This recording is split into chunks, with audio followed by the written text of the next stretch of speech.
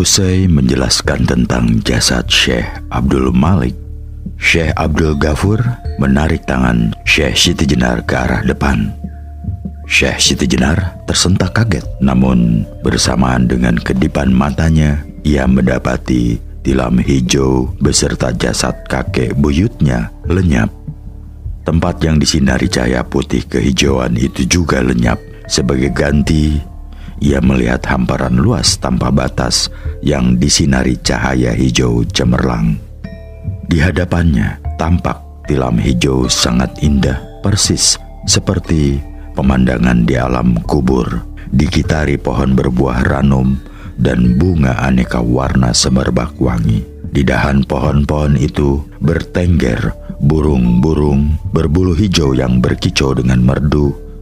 Jika didengarkan dengan seksama, kicauan itu adalah tasbih yang mengagungkan kebesaran ilahi. Yang menakjubkan, di atas tilam itu terbujur sosok yang mirip dengan dirinya, namun sekujur tubuhnya memancarkan cahaya. Sosok itu tidur sambil tersenyum, seolah diliputi kebahagiaan yang tidak tergambarkan. "Apakah itu Nafs al-Mutmainah kakek buyut saya?" tanya Syekh Siti Jenar. "Engkau sudah paham sekarang," sahut Syekh Abdul Ghafur. "Apakah ini yang disebut alam barzah?" Syekh Siti Jenar meminta penegasan.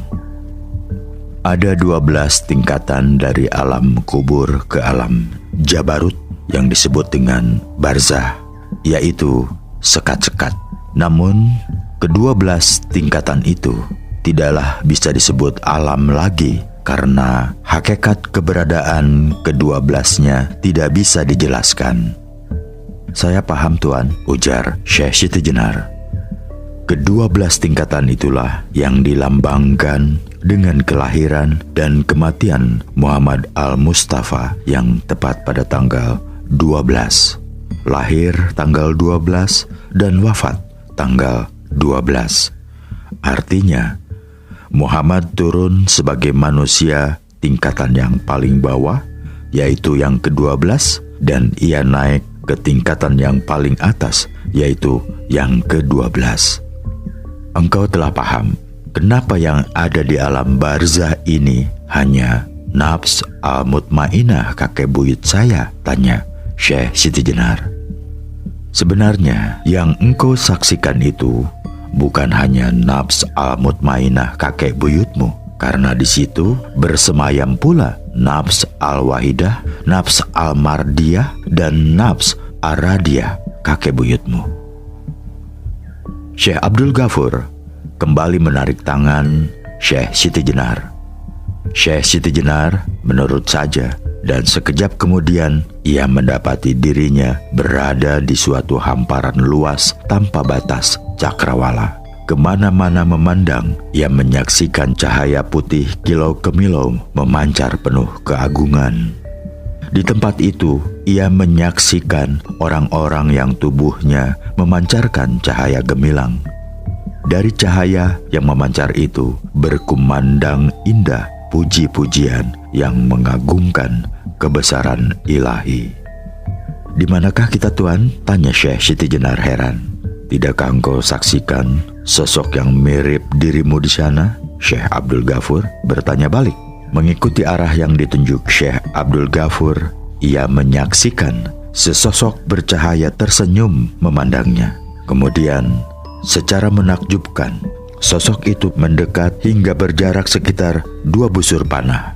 Syekh Abdul Ghafur mengucapkan salam dan dibalas oleh sosok tersebut. Dia kemudian meminta Syekh Siti Jenar maju. Dengan pandang takjub dan heran, Syekh Siti Jenar terkesima menyaksikan citra dirinya memancar begitu agung dalam wujud sosok bercahaya kilau kemilau itu. Ia tercengang ketika tangan kanan sosok bercahaya itu mengusap-ngusap kepalanya dengan penuh kasih. Saat itu sadarlah ia bahwa sosok itu tidak lain adalah ruh kakek buyutnya.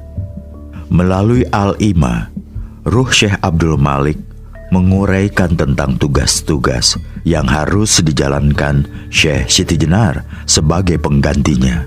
Dia menceritakan betapa berat menjalankan tugas sebagai anggota jamaah dibandingkan kekasih-kekasihnya yang tidak menjadi anggota jamaah.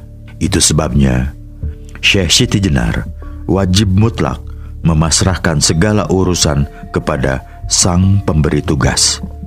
Syekh Abdul Malik menguraikan liku-liku perjalanannya hingga ditabalkan menjadi anggota jamaah. Dia menuturkan betapa berat perjuangannya meninggalkan negeri Kozam, membawa anak istri dengan bekal terbatas, di bawah ancaman perampok-perampok padang pasir yang merajalela. Bahkan beberapa saat setelah melintas Tarim, 3 ekor unta beserta seluruh bebannya telah dirampas.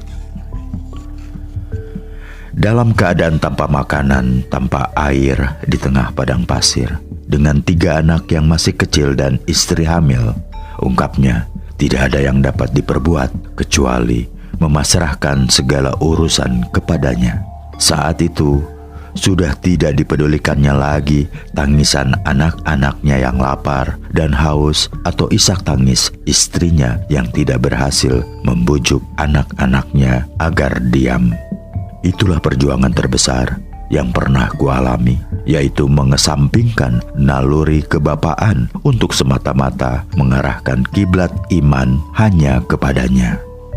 Pada saat-saat paling menggetarkan, ketika matahari bersinar sangat panas dan tangis anak-anak sudah tersekat di leher yang kering, lewatlah kabilah yang hendak menuju pelabuhan Aden. Pemimpin kabilah itu mengaku ia hanya kebetulan saja melintas tempat itu karena jalur itu memang bukan jalan yang lazim dilaluinya. Ternyata kabilah itu milik kaum Ismailiyah yang berpangkalan di Alamut, dan akhirnya melalui jaringan Ismailiyah itulah aku dan keluarga sampai di negeri Hindi dan menyebarkan kebenaran Islam di sana. Menurutnya, di antara ujian Allah yang senantiasa mencitrai kehidupan anggota jamaah dan orang-orang yang dicintainya adalah lingkaran fitnah yang bagai membelit dari segala penjuru. Semakin besar limpahan karunia ilahi, maka akan semakin besar dan dahsyat pula jaring-jaring fitnah. Pasrahlah semua urusan kepadanya, karena hanya Dia yang memiliki segala-galanya.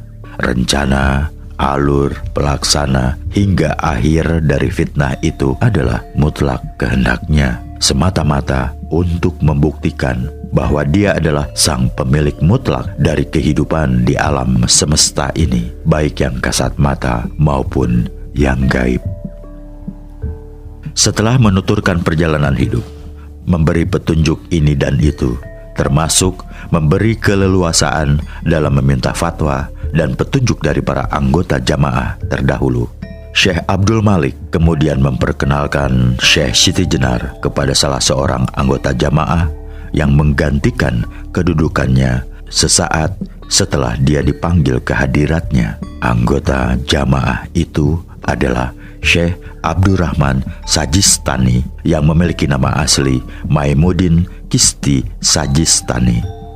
Syekh Abdurrahman Sajistani mengaku dilahirkan di Sajistan yang terletak di bagian timur Persia. Kepergiannya ke negeri Hindi untuk mendakwahkan Islam adalah atas perintah langsung dari Muhammad Al-Mustafa. Saat itu ungkapnya, dia sedang melakukan ziarah ke makam Rasulullah menjelang bulan Zulhijjah.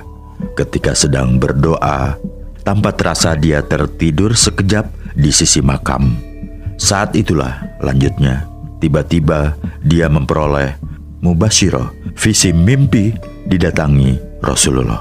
Rasulullah bersabda kepada Allah Azza wa Jalla, mempercayakan negeri Hindi kepadamu. Pergilah ke tempat bernama Ajmer, menetaplah di sana. Dengan kehendak Allah, Islam akan berkembang melalui perjuanganmu dan kawan-kawanmu. Dia menguraikan betapa berat perasaannya ketika akan berangkat ke negeri Hindi yang tidak pernah dikenalnya.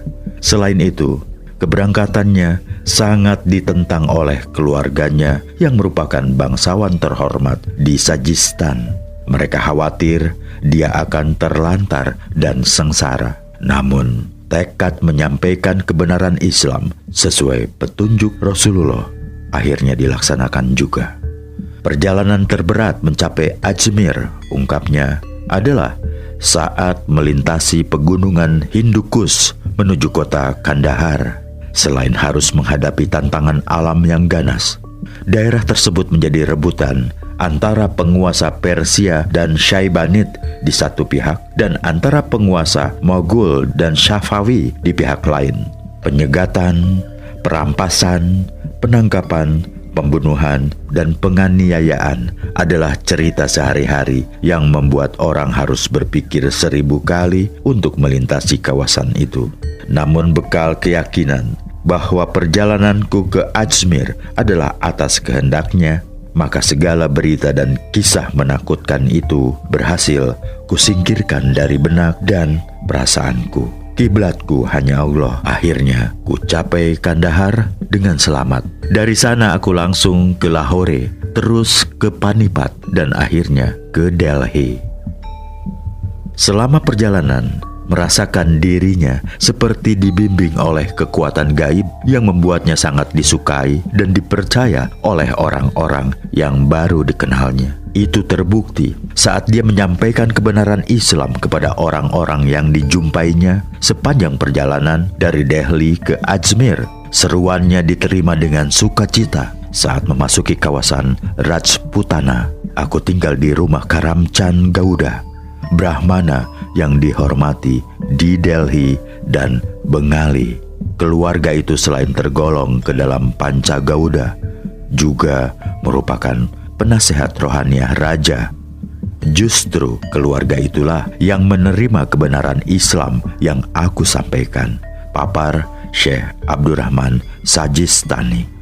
Sekalipun ada kekuatan gaib yang membimbingnya dalam penyampaian kebenaran Islam, Syekh Abdurrahman Sajistani mengakui hidupnya nyaris tidak pernah lepas dilingkari belitan ular-ular fitnah yang berbisa. Tidak jarang dia dianggap aneh, hidup tidak kenal aturan, pemalas, fasik, munafik, bahkan dituduh tidak waras. Namun, segala urusan akan selesai jika kita kembalikan kepada Sang Pemilik Mutlak. Syekh Abdurrahman Sajistani menjelaskan saat dia dipanggil ke haribaannya dan jasadnya disemayamkan di pekuburan kota Ajmer. Penggantinya adalah Syekh Abdul Malik Karim At-Tabrizi yang tinggal di Benggala, sebelah timur negeri Hindi. Dia kemudian memperkenalkan Syekh Siti Jenar kepada penggantinya yang memiliki nama asli Jalaluddin At-Tabrizi. Syekh Abdul Malik Karim menuturkan perjalanan hidupnya hingga tiba di Benggala. Pilihan hidupnya ini sangat ditentang oleh keluarganya yang hidup dilimpahi kemakmuran di Tabriz. Sikap keluarganya menurutnya sangat wajar karena menurut pandangan masyarakat umum tidak ada sesuatu yang bisa diperoleh di Benggala kecuali kesengsaraan dan kemiskinan. Namun, guruku Syekh Shinabuddin Suhrawardi telah memberitahu bahwa aku harus ke Benggala untuk menerima perintah darinya. Akhirnya, tidak ada yang dapat menghalangi jalanku dalam menunaikan tugas darinya. Tugas berat yang harus dipikulnya adalah menghadapi masyarakat berkasta rendah yang hidup di belit kemiskinan. Dalam banyak hal, dia harus memegang peran sebagai pahlawan pembela kalangan miskin dan rendah, dan tidak jarang dia harus membeli anak-anak petani yang dijual pada saat paceklik. Anak-anak itulah yang kudidik menjadi mubalik tangguh dalam menyebarkan tauhid dan menyadarkan dari keterbelakangan dan kehinaan. Tidak berbeda dengan kesaksian pendahulunya, dia pun mengungkapkan kisah hidupnya yang dibelit bermacam-macam fitnah membingungkan dan membahayakan. Namun, dengan mengembalikan segala urusan kepada Sang Pemilik mutlak, maka fitnah-fitnah itu akan terhalau dengan sendirinya. Pengganti Syekh Abdul Malik Karim adalah Syekh Abdul Qohar Al-Bukhari yang memiliki nama asli Said Jalaluddin Al-Bukhari. Dia merupakan keturunan keempat Syekh Sayyid Ismail Al-Bukhari, penyiar agama Islam di Lahore yang termasyur. Syekh Abdul Qohar tidak tinggal di Benggala seperti Syekh Abdul Malik Karim At-Tabrizi yang digantikannya, tetapi berawal dari wilayah Rajputana, tepatnya di daerah Bahawalpur di kota kecil Oud. Setelah hampir setengah abad mendakwahkan Islam, Syekh Abdul Qohar dipanggil ke hadiratnya. Penggantinya adalah Syekh Abdul Hamid Al-Kalandar yang bernama asli Abu Ali Al-Kalandar, berasal dari Persia.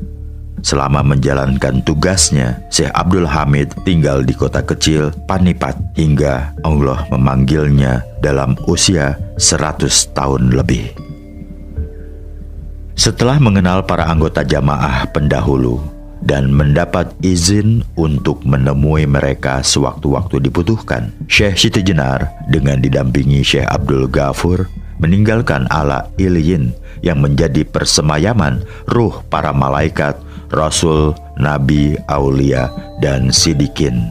Ruh-ruh dari Ala Iliyin inilah yang pada malam Qadar bersama-sama dengan malaikat turun ke dunia untuk mengatur keseimbangan tiap-tiap urusan dengan melimpahkan kesejahteraan hingga terbit fajar. Perjalanan kembali dari Ala Iliyin ternyata tidak sesingkat perjalanan berangkatnya. Ini disadari Syekh Siti Jenar ketika ia melintas dimensi yang tidak disaksikannya saat berangkat menuju Ala Iliyin. Pertama-tama, ia menyaksikan hamparan serba hijau yang dipenuhi burung berbulu hijau yang berkicau merdu dan berkejaran dengan sukacita. Syekh Siti Jenar menduga tempat itu tentunya alam barzah yang menjadi persemayaman nafs al-mutmainah, nafs al-wahidah, nafs al-radiyah, dan nafs al-mardiyah, kakek buyutnya. Namun, suasana gembira dan sukacita yang mewarnai tempat itu tidak sama dengan tempat persemayaman nafs al-mutmainah, kakek buyutnya yang damai, tenang, tentram, dan hening. Syekh Abdul Ghafur menangkap keheranan Syekh Siti Jenar. Dia menjelaskan bahwa yang mereka lintasi itu adalah alam barzah, tempat kediaman ruh-ruh orang yang mati syahid menegakkan kalimat Allah. Mereka itulah burung-burung kecintaannya yang setiap saat berkicau mengumandangkan kalimat-kalimat yang memuji keagungannya. Sesaat sesudah itu, Syekh Siti Jenar berada di taman sangat indah dengan sungai yang mengalir penuh pesona menakjubkan.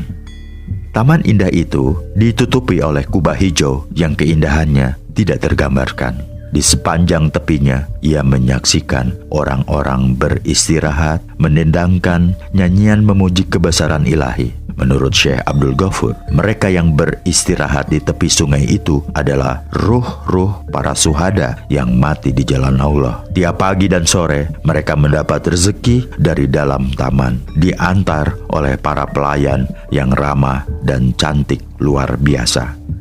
Setelah itu, Syekh Siti Jenar menyaksikan kumpulan orang-orang yang berkerumun di luar pintu gerbang. Mereka dengan sangat bernafsu menyaksikan kenikmatan hidup di dalam taman. Mereka ingin masuk, namun tidak bisa. Menurut Syekh Abdul Ghafur, mereka adalah orang-orang yang berjuang di jalan Allah, namun hati mereka dinodai oleh pamrih-pamrih pribadi untuk kesombongan diri. Mereka sangat bangga dengan amaliyahnya dan suka sekali memamer-mamerkan perjuangannya. Lantaran perbuatannya itu, seluruh amaliyah mereka terhapus bagaikan impian. Syekh Siti Jenar kemudian memasuki dimensi yang menggetarkan dari bagian alam kubur, yaitu hamparan taman yang ditumbuhi pohon-pohon berbatang, berdahan, berdaun, berbunga, dan berbuah kobaran api. Rumput-rumput yang menghampar adalah kobaran api. Sungai-sungai pun dialiri kobaran api. ia menyaksikan seseorang tubuh terbakar. Orang itu berteriak-teriak sambil berlarian ke sana kemari. Menurut Syekh Abdul Ghafur, tempat itu adalah alam kubur yang ditempati oleh orang yang mati syahid, namun mempunyai sifat curang dan tidak jujur. Pemandangan yang kau saksikan itu adalah orang yang mati syahid, namun punya kebiasaan menyembunyikan rampasan perang. Dia suka melucuti barang-barang dari mayat musuh maupun kawannya sendiri. Syekh Siti Jenar ngeri mendengar penjelasan Syekh Abdul Ghafur. Sungguh ia tidak bisa membayangkan betapa mengerikan keadaan orang yang tidak mati syahid tetapi melakukan kecurangan dan kejahatan, menyembunyikan harta benda yang bukan haknya. Tentu mereka akan mengalami nasib yang lebih buruk. Keluar dari taman api, Syekh Siti Jenar memasuki dimensi yang seluruhnya dikobari nyala api. Tepat di tengah-tengahnya terdapat tungku raksasa berkobar-kobar. Di atas tungku itu, ia menyaksikan seorang perempuan dalam keadaan telanjang, dipanggang dengan kemaluan dan dubur, ditusuk lonjoran besi mirip tombak. Perempuan itu dengan mata terbelalak, menjambak-jambak rambut, berteriak-teriak dan berkelojotan menahan rasa sakit yang tidak tertahankan. Tubuhnya melepuh, leleh, hangus, menghitam. Namun sesudah itu, secara ajaib tubuhnya utuh kembali seperti sedia kala. Menurut Syekh Abdul Ghafur, perempuan itu adalah seorang muslimah yang taat beribadah namun memiliki kegemaran berzina. Sungguh, Syekh Siti Jenar tidak bisa membayangkan bagaimana siksaan yang bakal diterima oleh ahli zina yang mengaku muslim dan muslimah namun tidak pernah menjalankan ibadah kepada Allah. Ia juga tidak bisa membayangkan bentuk siksaan yang bakal dialami ahli zina yang terhijab dari kebenaran hidayahnya. Keluar dari alam kubur ahli zina, Syekh Siti Jenar masuk ke dimensi dengan cahaya merah temaram. Sejauh mata memandang, ia hanya menyaksikan genangan darah memenuhi cakrawala. Kemudian dalam keremangan, ia mendapati seorang laki-laki sedang berenang. Sambil berteriak-teriak dengan suara serak, orang itu mencari batu-batu di dalam genangan darah. Ketika sudah ditemukan dengan lahap, dia menelan batu-batu kasar dan tajam tersebut. Laki-laki itu berteriak-teriak kesakitan karena mulutnya berdarah dan tenggorokannya luka parah. Laki-laki sengsara yang berenang dalam genangan darah dan menelan batu-batu itu adalah seorang muslim yang saat hidup di dunia memakan hasil-hasil riba dan mencurangi ukuran timbangan. Laki-laki itu adalah saudagar mata duitan yang menghalalkan segala cara asalkan bisa meraih keuntungan besar. Dia akan disiksa sampai yaum al-qiyamah. Sungguh mengerikan nasib orang celaka itu. Setelah keluar dari persemayaman ahli riba dan ahli mencurangi timbangan, Syekh Siti Jenar memasuki dimensi yang gelap. Di sana ia menyaksikan seorang perempuan, tubuhnya luluh lantak, dijepit bongkahan batu dan tanah. Tulang-tulangnya patah dan mencuat ke permukaan, menembus daging. Tengkorak kepalanya remuk, mengeluarkan cairan otak. Ratap tangisnya tidak bisa digambarkan dengan bahasa manusia. Perempuan celaka itu sewaktu hidup di dunia sangat kikir dan aniaya terhadap fakir miskin dan anak yatim. Dia suka sekali mengurangi jatah infak dan sodako yang disisihkan suaminya. Bahan makanan yang akan diberikan sebagai zakat dan sodakoh pun digantinya dengan bahan bermutu jelek. Pendek kata, perempuan itu selalu menelikung suaminya di dalam hal nafkah, infak, sodako, dan zakat. Pemandangan yang paling mengejutkan Syekh Siti Jenar saat memasuki alam kubur adalah menyaksikan siksaan yang dialami oleh seorang laki-laki yang tubuhnya dibelit dan digigit puluhan ekor ular berbisa. Laki-laki itu meraung-raung dan melolong-lolong kesakitan. Tubuhnya berkelejotan. Namun ular-ular itu dengan ganas menyemburkan bisa dan menggigitnya tanpa henti. Seketika ia teringat perjalanan memasuki dimensi nafs al-hayawaniyah di dalam dirinya. Kali ini Syekh Abdul Ghafur tidak menjelaskan siapa laki-laki celaka yang dibelit dan digigit ular-ular itu. Namun Syekh Siti Jenar paham bahwa laki-laki itu pastilah orang yang semasa hidup di dunia terbelenggu oleh nafs al-hayawaniyah. Itu berarti dia adalah orang yang sangat mendewakan kebendaan, keras kepala, menolak kebenaran yang bersifat rohani, gampang putus asa, dan mendustakan ayat-ayat Allah.